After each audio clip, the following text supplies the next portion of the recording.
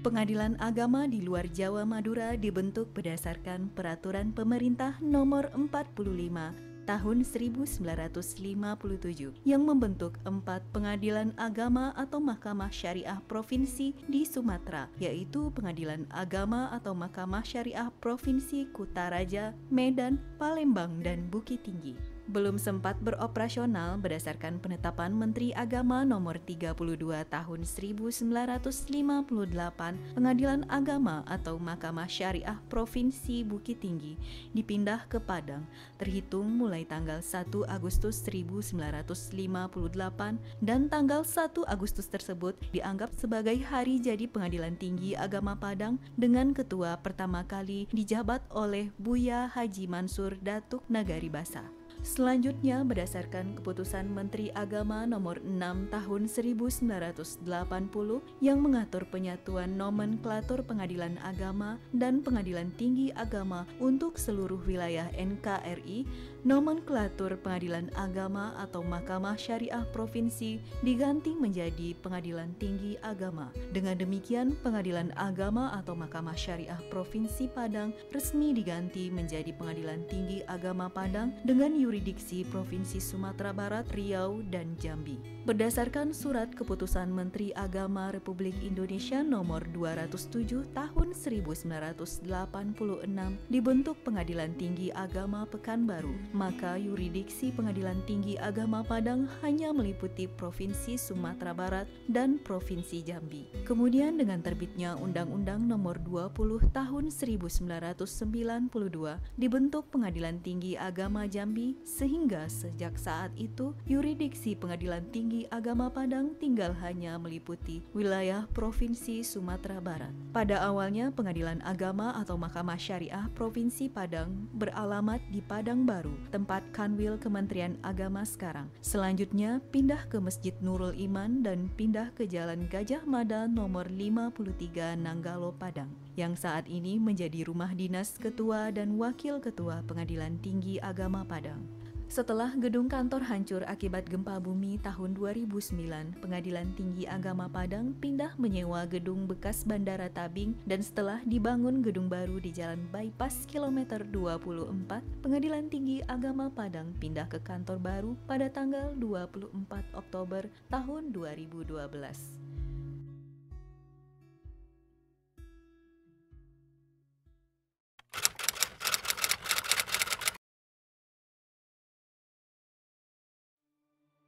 Assalamualaikum warahmatullahi wabarakatuh. Saya Dr. Andes Haji Muhammad Tahir SHMH, bertugas di Pengadilan Tinggi Agama Padang sejak bulan Maret tahun 2010. Berdasarkan pelantikan saya sebagai Ketua Pengadilan Tinggi Agama Padang di Mahkamah Agung pada tanggal 18 Maret tahun 2010. Setelah pelantikan, saya berangkat ke Padang dan melaksanakan tugas sebagai Ketua Pengadilan Tinggi Agama Padang.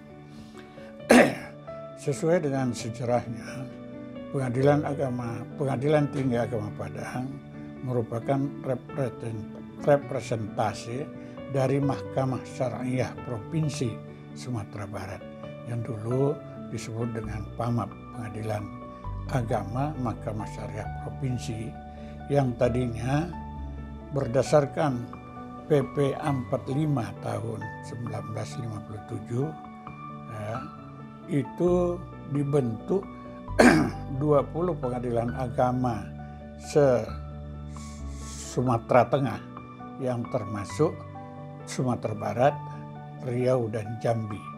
Nah, di sana juga dibentuk Pengadilan Tinggi Agama Mahkamah Syariah Provinsi Sumatera Tengah yang berkedudukan di Bukit Tinggi. Pada tahun 58 terjadi peristiwa PRRI, di mana yang terjadi peperangan internal di dalam negara Republik Indonesia karena berkecamuknya perang di sana sini, sehingga ibu kota Sumatera Tengah yang berkedudukan di Bukit Tinggi dipindahkan ke Padang. Demikian juga halnya dengan Pengadilan Agama Mahkamah Syariah Provinsi yang berkedudukan di Bukit Tinggi hanya berjalan lebih kurang 2 bulan kemudian dipindahkan ke Padang.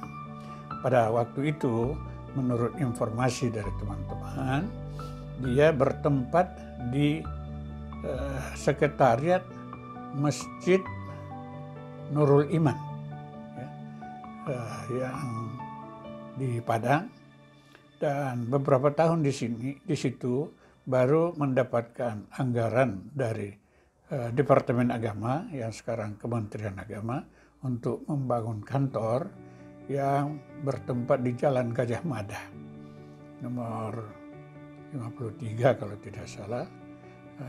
Dan pada saat saya tiba di Padang, karena pada tahun 2009 itu terjadi gempa besar yang meluluhlantakkan gedung-gedung di Padang dan sekitarnya, sehingga saya tidak dapat melihat lagi gedung Pengadilan Tinggi Agama di Padang itu.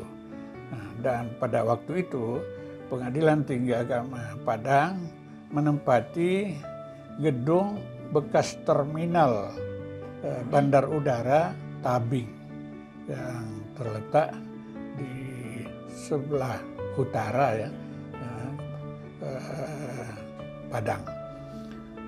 Kenapa? Karena Bandar Udara Tabing itu dipindahkan ke daerah Pariaman dan pada tahun 2005 dipindahkan ke Pariaman dengan kita kenal sekarang itu Bandar Udara Internasional Minangkabau.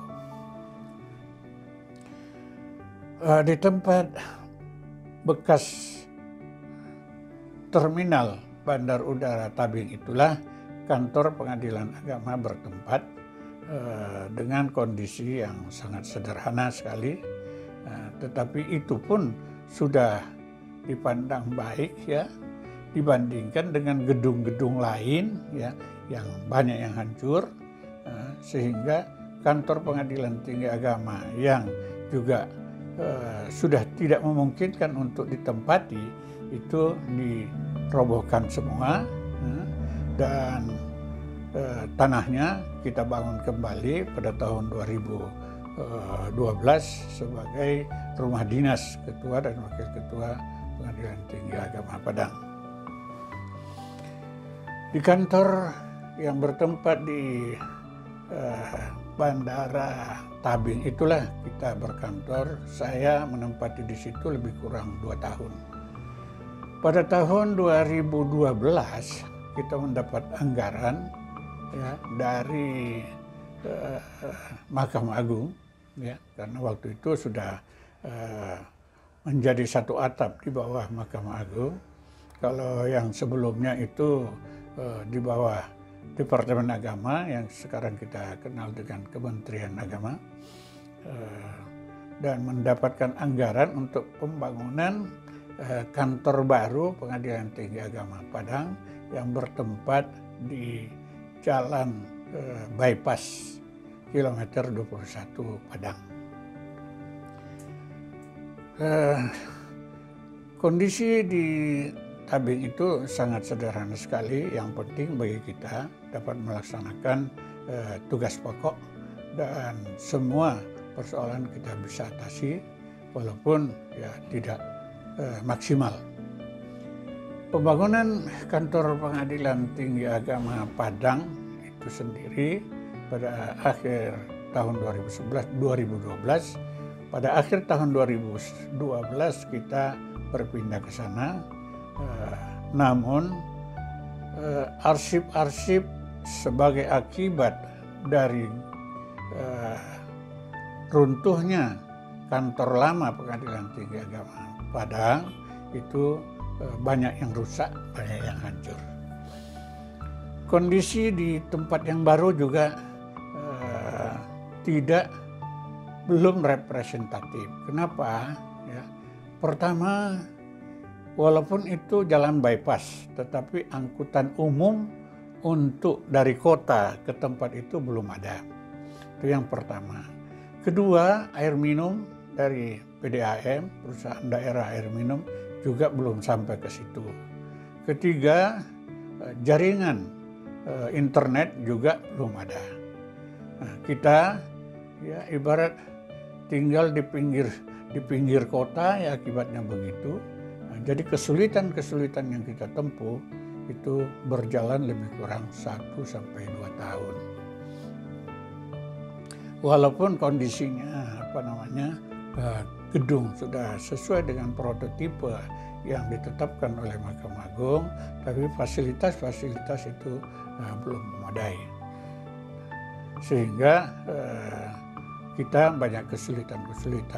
Rumah makan yang baik pun belum ada di daerah-daerah tersebut karena masih langka, masih jauh dari kota, dianggaplah di luar kota. Kenapa kita bangun di sana? Karena itulah satu-satunya tanah yang dimiliki oleh Pengadilan Tinggi Agama yang diprogramkan untuk pembangunan rumah dinas pimpinan dan hakim Pengadilan Tinggi Agama. Namun karena gempa tersebut, maka kita ambil jalan pintas dan kita bangun di sana karena tidak memungkinkan lagi kita bangun di tempat yang lama karena di sana adalah jalur gempa yang kita khawatirkan ya bisa terjadi gempa susulan dan kita akan mendapat musibah kembali. Selama tahun 2012 akhir 2013 2014 kita juga sudah berusaha membangun komunikasi dengan pusat untuk mendapatkan anggaran pembangunan kantor pengadilan agama di Sumatera Barat. Karena saya mendapati bahwa kantor pengadilan agama di Sumatera Barat juga itu belum sesuai dengan prototipe yang ditentukan oleh Mahkamah Agung. Semuanya ya selama 2013 dan 2014 kita mampu mendapatkan anggaran dari pusat membangun 7 pengadilan agama. Antara lain Pengadilan Agama Batu Sangkar, Pengadilan Agama Maninjau, Pengadilan Agama Lubuk Sikaping, Pengadilan Agama Maninjau, dan beberapa lainnya. Sehingga fasilitas infrastruktur dari pengadilan agama bisa terbangun dan alhamdulillah sekarang hampir seluruh pengadilan agama dari 18 pengadilan agama di Sumatera Barat sudah memiliki gedung yang representatif. Nah, banyak kendala yang kita temukan terutama dengan adanya kemajuan teknologi ya di Mahkamah Agung dan sangat diperlukan untuk komunikasi yang tepat dan cepat ya ke pusat. Kita harus mempunyai internet.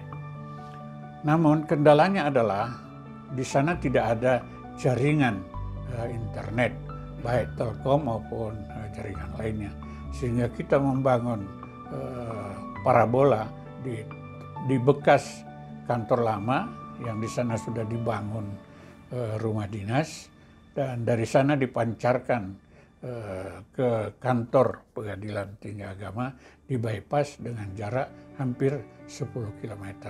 Nah, akibatnya apa? Jaringan itu tidak semampu kalau jaringan langsung dari Telkom atau internet lainnya. Nah, ini juga menjadi tantangan yang besar bagi kita ya untuk bisa berkomunikasi dengan baik, menyampaikan data-data dengan baik ke tingkat nasional. Yang kedua tantangannya di sanalah daerah rawa di mana kita untuk mendapatkan air minum saja, air untuk kebersihan dan lain sebagainya terpaksa kita mengebor sumur sampai dengan kedalaman di atas 30 meter, tapi belum juga mendapatkan air bersih yang baik.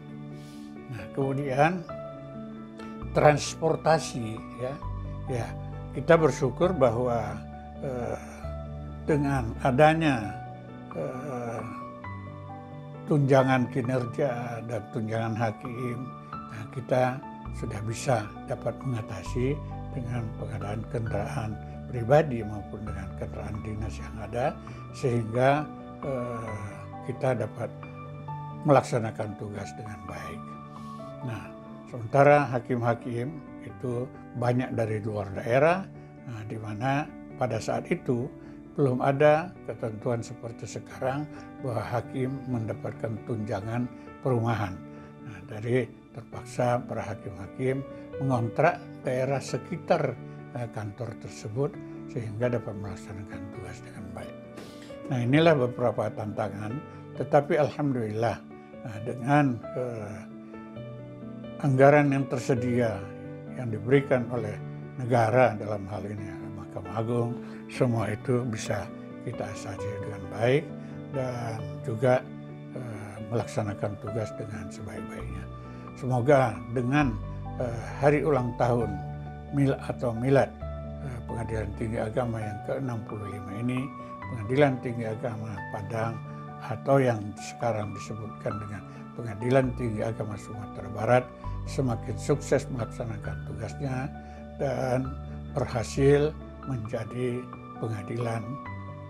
pengadilan yang agung sebagaimana visi dan misi Mahkamah Agung Republik Indonesia. Saya rasa demikian. Selamat memperingati milad ke-65 Pengadilan Tinggi Agama Sumatera Barat. Terima kasih. Wassalamualaikum warahmatullahi wabarakatuh.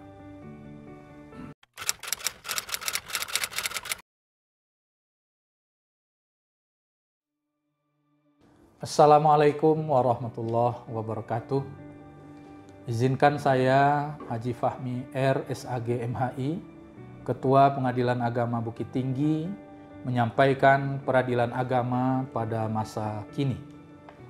Seiring dengan diproklamirkannya kemerdekaan Negara Kesatuan Republik Indonesia, Pengadilan Agama mampu mendapat kepercayaan dari masyarakat Islam di Indonesia karena kinerjanya yang sangat baik. Profesor Daniel S. Leff, Indonesianis asal Amerika, melalui bukunya Islamic Court in Indonesia, A Study in the Base of Legal Institution, mengakui bahwasannya peradilan agama ialah pengecualian dari persepsi publik yang kurang baik terhadap lembaga penegakan hukum di Indonesia, karena peradilan agama telah bekerja dengan baik sehingga sangat dicintai oleh umat Islam di Indonesia. Lompatan besar terjadi pasca diberlakukannya Undang-Undang Nomor 7 Tahun 1989 tentang peradilan agama. Kedudukan pengadilan agama kembali menjadi sama dengan pengadilan lain karena dengan diberikannya kewenangan memiliki jurusita, maka pengadilan agama dapat melaksanakan eksekusi secara mandiri terhadap putusannya tanpa harus terlebih dahulu meminta pengukuhan dari pengadilan lain. Selain itu, kewenangan pengadilan agama, baik yang ada di Jawa maupun Madura, di luar Jawa dan Madura juga menjadi sama, tidak lagi berbeda-beda seperti pada masa kerajaan-kerajaan Islam di Nusantara dahulu. Tarik ulur yang begitu sengit terhadap penyatu atapan peradilan agama di bawah Mahkamah Agung Republik Indonesia akhirnya terwujud pada tahun 2004. Melalui Undang-Undang Nomor 4 Tahun 2004, peradilan agama sepenuhnya berada di bawah Mahkamah Agung berikut kedudukan peradilan agama dalam undang-undang itu sendiri. Demikian juga dengan perkembangan Mahkamah Syariah yang merupakan peradilan agama berada di Provinsi Aceh yang memiliki keistimewaan tersendiri. Peradilan agama mengalami kemajuan yang meliputi perkembangan kedudukan, kelembagaan, dan kompetensinya. Dengan adanya perubahan pertama terhadap Undang-Undang Peradilan Agama melalui Undang-Undang Nomor 3 Tahun 2006, terutama dalam bidang ekonomi syariah. Di samping itu, kemajuan peradilan agama juga terlihat dari semakin banyaknya sarana dan prasarana peradilan agama. Semakin baiknya sarana dan prasarana ini terlihat dari gedung kantor pengadilan agama yang sudah sesuai dengan prototip Mahkamah Agung, sehingga keempat lembaga peradilan, yaitu peradilan umum, peradilan agama, peradilan tata usaha negara, dan peradilan militer mempunyai tipe gedung kantor yang sama. Kemajuan ini juga diikuti dengan lahirnya inovasi dari tim IT peradilan agama yang dimotori oleh Direktorat Jenderal Badan Peradilan Agama, Mahkamah Agung Republik Indonesia, yang meliputi aplikasi notifikasi perkara, antrian sidang, informasi produk pengadilan, basis data terpadu kemiskinan, Comment Center, aplikasi PNBP fungsional, gugatan mandiri, e-eksaminasi, aplikasi e-register, aplikasi e-keuangan, dan aplikasi validasi akta cerai. Kemudian tim IT pada pengadilan agama yang berada di bawahnya juga menciptakan inovasi-inovasi yang berbasis teknologi informasi. Misalnya Pengadilan Agama Bukit Tinggi, lahirnya aplikasi Sipbernas, EP3, e-meeting, dan lain-lain. Hal ini membuat keberadaan pengadilan agama semakin dapat dirasakan oleh masyarakat Indonesia dan dunia internasional. Kemajuan peradilan agama ini diakui bukan hanya pada skala nasional, namun telah diakui oleh lembaga peneliti dari internasional, misalnya dalam riset yang dilakukan The Asia Foundation dan AC Nielsen pada tahun 2001 dengan judul Survey Report on Citizen Perception of the Indonesian Justice Sector. Disebutkan kinerja peradilan agama menduduki peringkat tertinggi, the highest performance.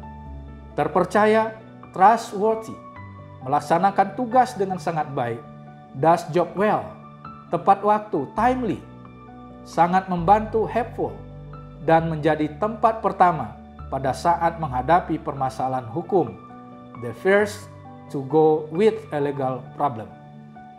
Kat Summer misalnya, aktivis peradilan dan hak asasi manusia berkebangsaan Australia bersama dengan Profesor Timothy Lindsay, guru besar Asian Law pada Melbourne University Australia, dalam bukunya yang berjudul Courting Reform, Indonesia's Islamic Court and Justice for the Poor, juga mengulas kesuksesan pengadilan agama dalam 4 aspek secara sekaligus.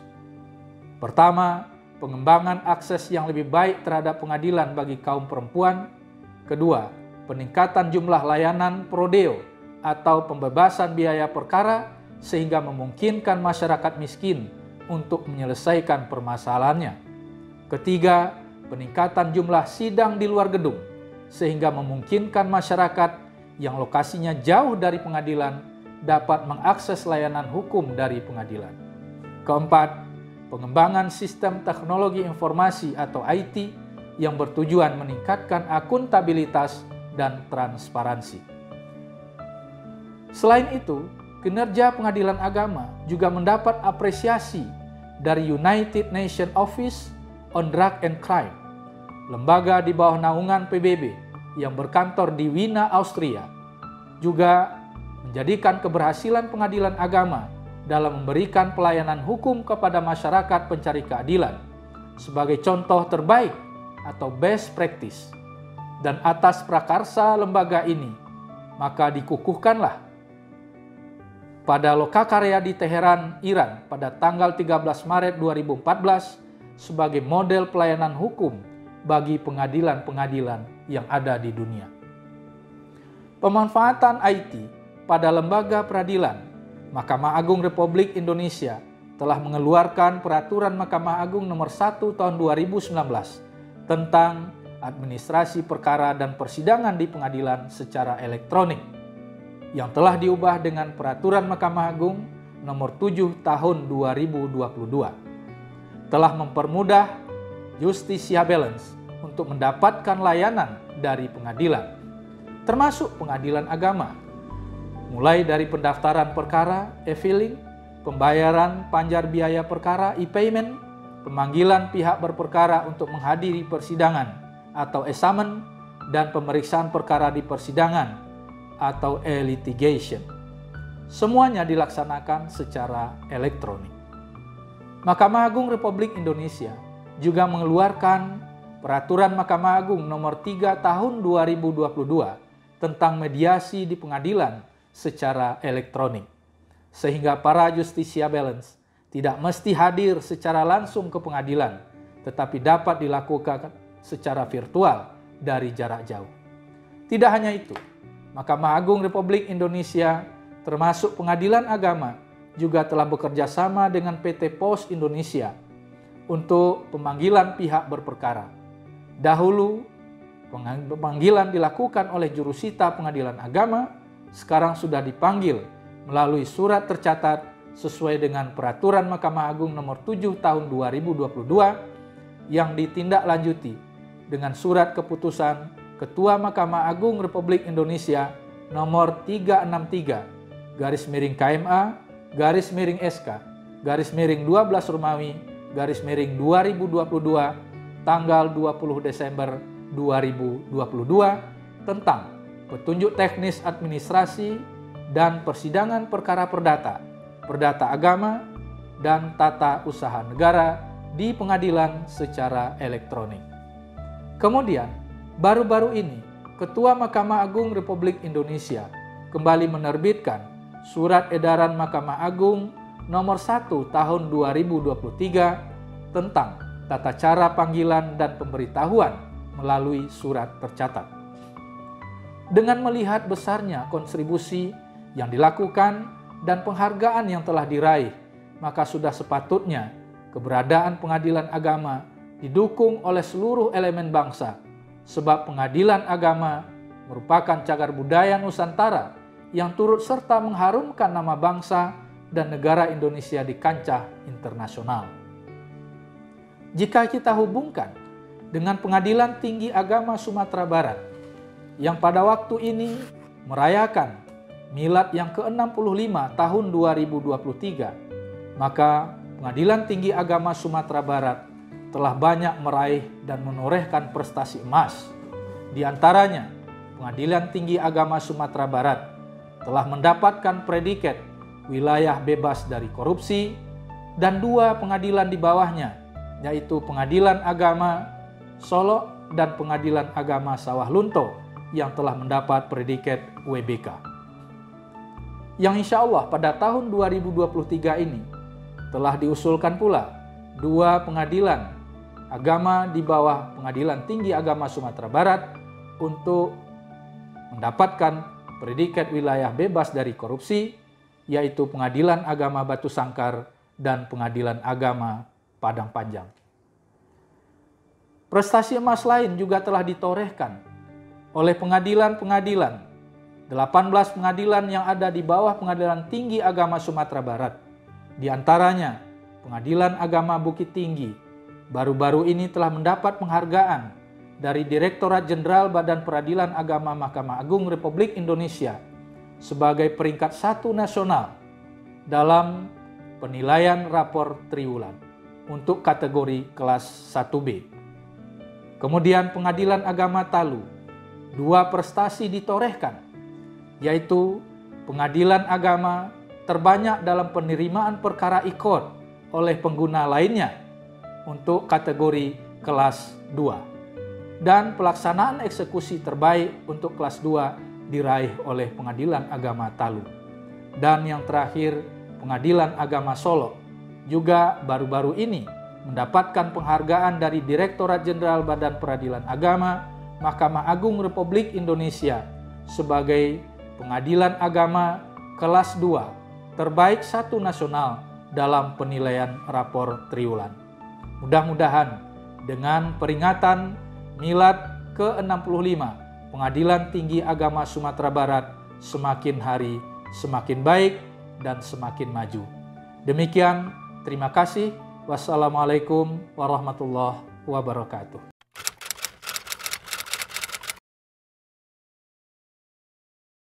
Assalamualaikum warahmatullahi wabarakatuh. Bapak-bapak, ibu-ibu yang saya hormati, sejauh ini Badan Peradilan Agama dan Pengadilan Tinggi Agama Sumatera Barat secara umum telah melakukan hal-hal yang diperlukan dalam meningkatkan kualitas dan marwahnya sebagai salah satu lembaga pelaksana kekuasaan kehakiman sejajar dengan lembaga pelaksana kekuasaan kehakiman lainnya.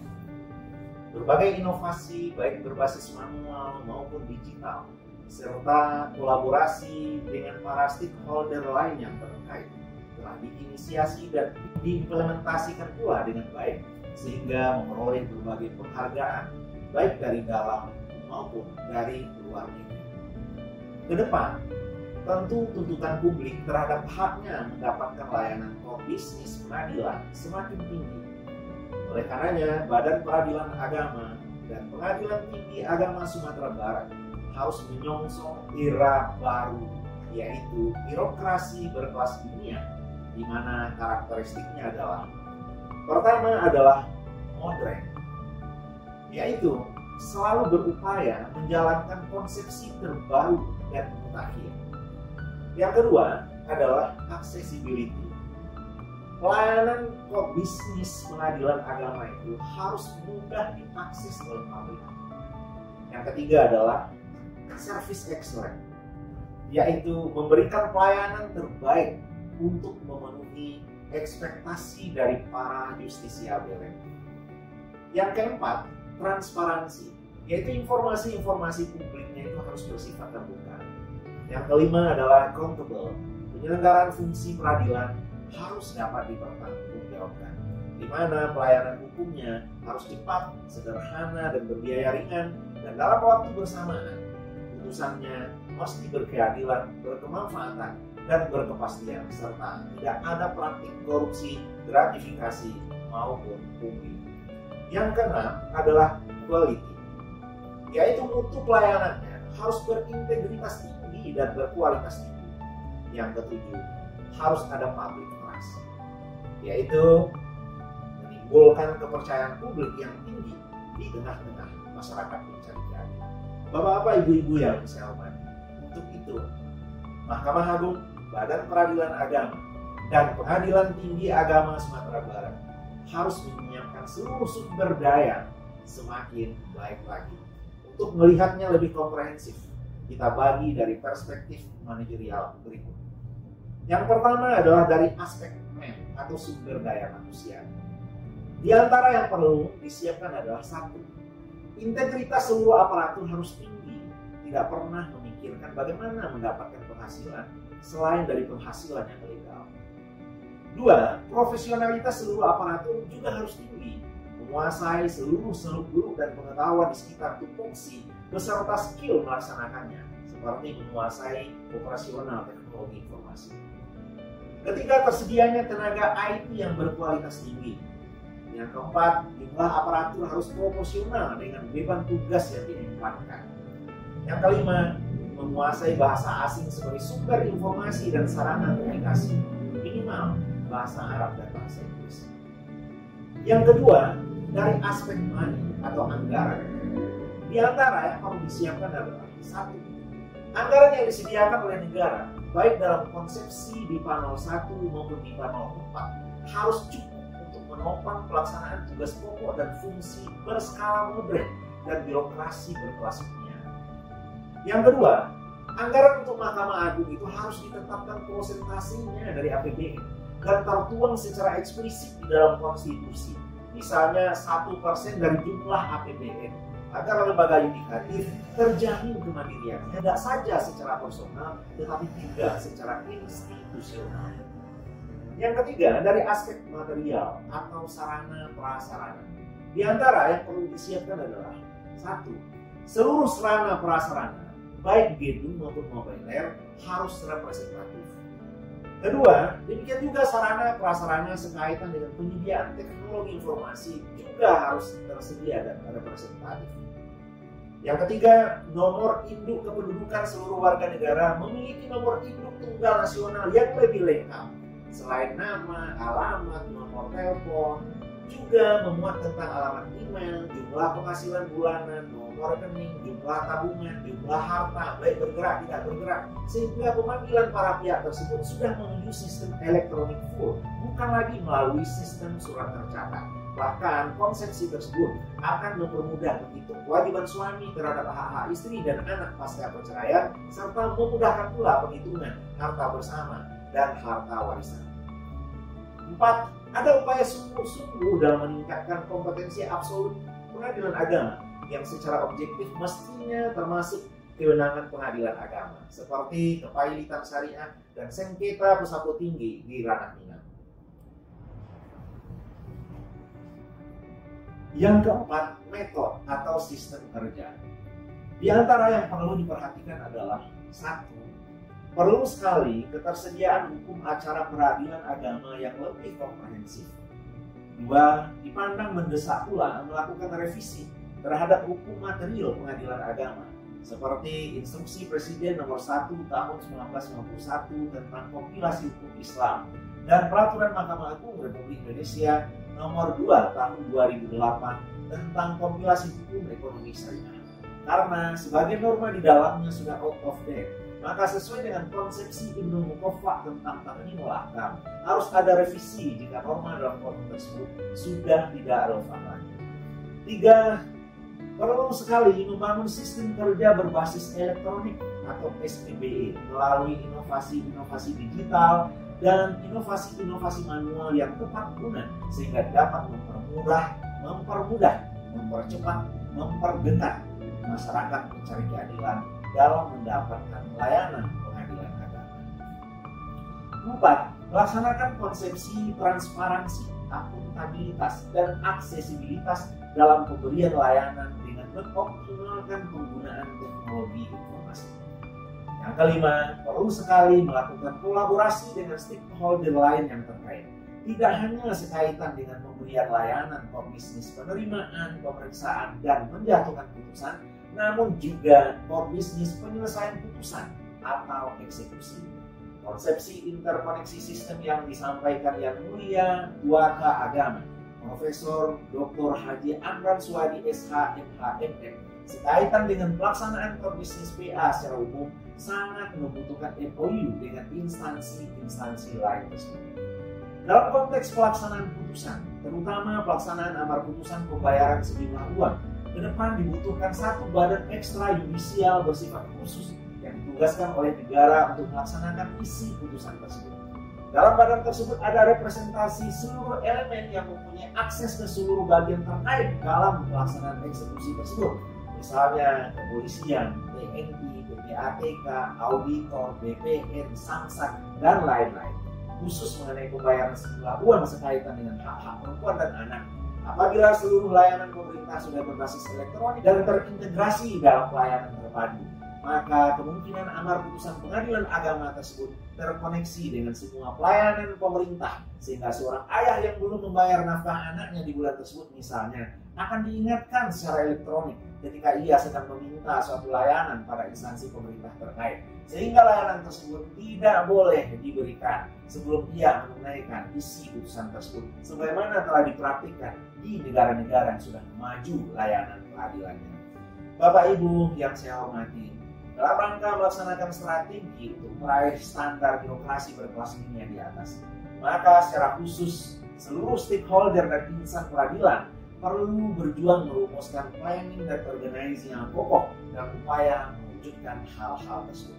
Mudah-mudahan dengan upaya sungguh-sungguh dari kita untuk mencapai tujuan tersebut, semoga Allah permudah jalan untuk meraihnya. Semoga sekecil apapun ide dan gagasan serta cucuran keringat seluruh insan peradilan agama, khususnya Pengadilan Tinggi Agama Sumatera Barat, dari dulu, sekarang, dan yang akan datang, dibalas Allah Subhanahu wa Ta'ala dengan pahala yang berlipat ganda. Amin ya rabbal alamin. Demikian, terima kasih. Mohon maaf. Wabillahi taufiq wal hidayah. Wassalamualaikum warahmatullahi wabarakatuh.